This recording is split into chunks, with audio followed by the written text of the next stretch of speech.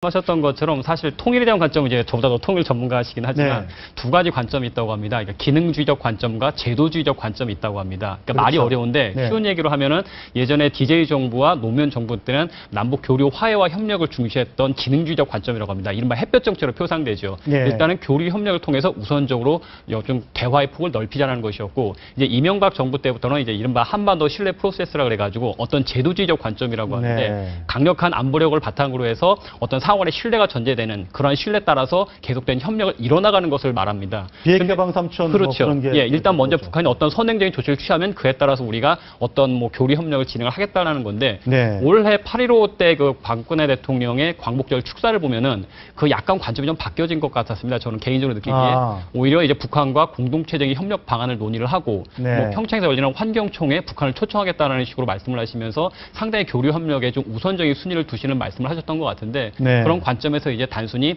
뭐 제재만을 논할 것이 아니라 이제 교류 협력을 확대해 가면서 이제 북한에 대해서 좀 더 점진적으로 개방하는 방향이 필요할 것 같습니다.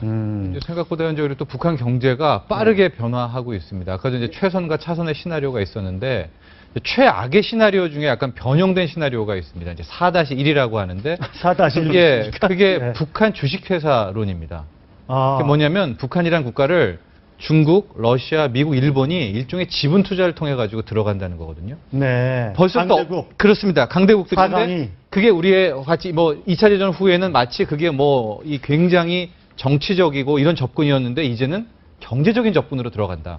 실제로 지금 어떤 일이 벌어지고 있냐면은 아까 히토류나 금광광산이 있었지 않았습니까?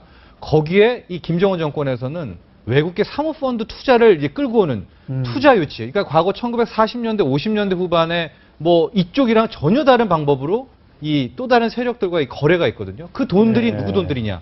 결국 러시아 돈일 수도 있고 중국 돈들일 수 있고 또 미국 돈, 뭐 일본 돈입니다. 네. 이런 자본을 통해 가지고 북한을 쪼개 나눠 버리면 우리가 다 그들이 먼저 기득권을 갖고 다 가버린 후에 그제서야 우리가 오이사 풀고 뭘 한다고 해도 이미 주도권을 뺏겨버리는 거거든요. 알짜 자산들은 다 지금 가져가고요. 북한 주식회사론 어떻게 보십니까? 예, 저는 뭐 상당히 그 여러 가지 예. 뭐 전망들이 있을 수 있는데 네. 상당히 우리한테는 뭐 안 좋은? 네. 안타까운 일이고 정말 이거는 민족의 또 하나의 비극을 나오는 예. 일이겠죠. 근데 저는 아까 이제 정부의 통일 대박론 얘기도 나왔지만 예. 저는 정부에서 이 남북 경제 협력의 긍정적인 그런 가능성과 잠재력을 얘기하는 것은 매우 중요하다고 생각을 합니다. 그래서 저는 뭐 여러 가지 평들이 있긴 하지만 네. 저는 우선 일반 국민들이 이 통일의 긍정적인 면을 이렇게 알게 됐다는 것만으로도 저는 이 정부의 그런 통일 대박론이 전 좋다고 생각을 하고요. 바람직하다고 생각하고요. 문제는 그리고 또 하나 볼 때 정부에서 얘기하는 창조 경제가 네. 사실은 진짜 창조 경제 모델이라는 것은 어떻게 보면 남북한의 융합이다. 남북한의 M&A와 같은 이런 예. 엄청난 에너지를 발휘할 수 있는 건 없다고 생각합니다. 그래서 어떻게 예. 보면 한반도에서의 진정한 창조 경제는 남북한의 융합이 아닌가 이렇게 생각을 하고요.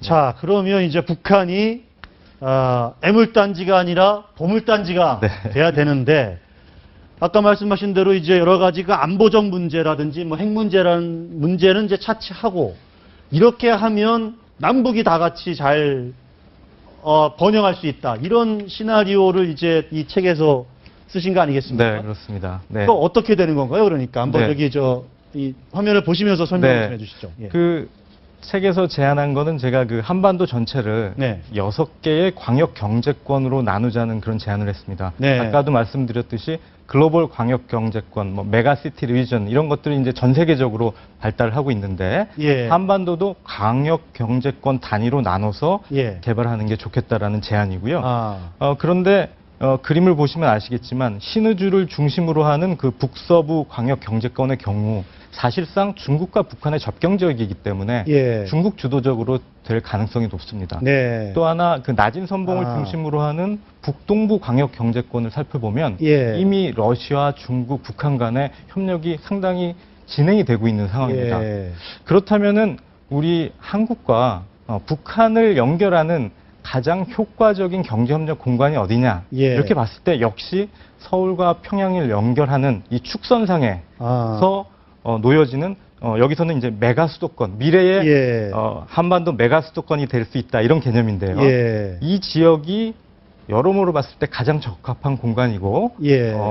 경제 협력의 효과 도시들도 많이 밀집해 있죠, 사실은. 네, 평양 그 그렇습니다. 사이에. 사실 한반도가 이 동고서저 지형이지 그러니까요. 않습니까? 예, 예. 그걸 보면은 사실 한반도 전 여기 또 인천공항도 있으니까. 맞습니다. 인천공항. 예. 네.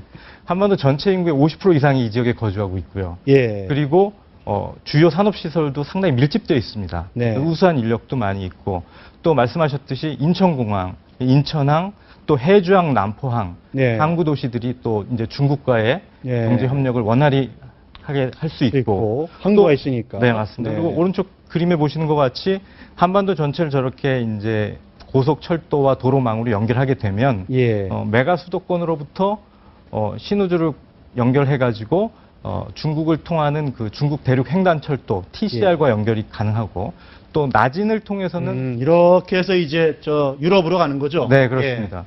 또 시베리아 거쳐서. 예. 네, 나진을 통해서는 TSI 시베리아 횡단철도로 또 연결이 가능하고 예. 어떻게 보면은 이 서울 평양 메가 수도권 이 지역이 상당히 한반도의 중심 도시 이상으로 네. 동북아의 경제적 중추적인 거점이 될 수 있고 네. 더 나아가서는 이제 글로벌한 어떻게 보면은 도시로서 예.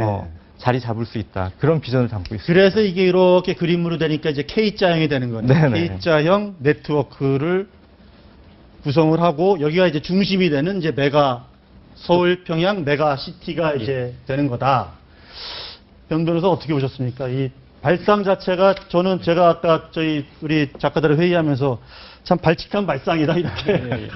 상당히 얘기를 의미 있고 했는데, 참신한 네. 발상이시죠. 예. 말씀드렸듯이 우리가 최선의 시나리오를 선택하기 위해서는 경제 협력이 상당히 확보가 돼야 되기 때문에 그런 네. 측면에서도 건설적으로 검토할 수 있을 것이고 인프라 자원 면에서도 어차피 북한의 인프라를 건설해야 되기 때문에 네. 뭐 점진적으로 진행하기 상당히 의미 있는 프로젝트라고 생각을 합니다. 지금 보니까 남북이 만약 경제적으로 통합이 되면 인구가 1억이 되는 거죠. 1억으로 이제 7,500만. 지향해서 가는 네. 거죠. 거기에 이제 거기 책에 보니까 100세 시대에 이모작을 창출할 수 있는 그런 네. 시장도 형성이 되는 네. 거다 이런 말씀도 하셨는데 네. 결론적으로 정리를 좀 해주시죠. 이 메가시티가 이게 허황된 꿈이 아니다. 네, 어떻게 보면은 예. 지금 한국 경제가 네. 고도 성장기를 지나서 네. 이제 어떻게 보면 정체기에 와가고 있고 네. 우리가 어떻게 보면은 미래 성장 동력을 상실할지도 모른다 이런 위기감이 있지 않습니까?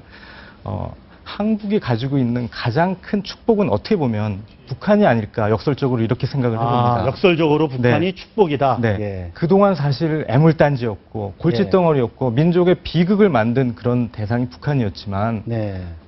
이제 와서는 우리 한국에 있어서는 북한이란 존재가 바로 옆에 있다는 이 미개발지가 있다는 것만으로도 우리에게는 정말 축복이 될 수 있다. 네. 또 북한 입장에서도 마찬가지로 세계에서 유례없는 고속 성장을 이루었던 남한이 있지 않습니까? 네. 남한이 성장의 견인 역할을 해줄 수 있기 때문에 서로가 서로에게 상호 보완적인 정말 협력을 진행할 수만 있다면 예. 이것은 어느 국가에서도 찾아보기 힘든 정말 폭발적인 성장을 가능하게 할 수 있다. 이런 기대를 알겠습니다. 하고 있습니다. 네. 북한 지도부도 우리 민경태 박사가 쓴 서울 평양 메가시티 한번 구해서 읽어보고 이게 북한에도 도움이 되는 길이 될 수 있다. 이런 아마 좀 판단을 좀 했으면 좋겠다 이런 생각을 해봅니다. 오늘 말씀 잘 들었습니다. 네. 예, 감사합니다. 감사합니다. 네, 정윤관의 시사병법 오늘 순서 여기서 마칩니다. 고맙습니다.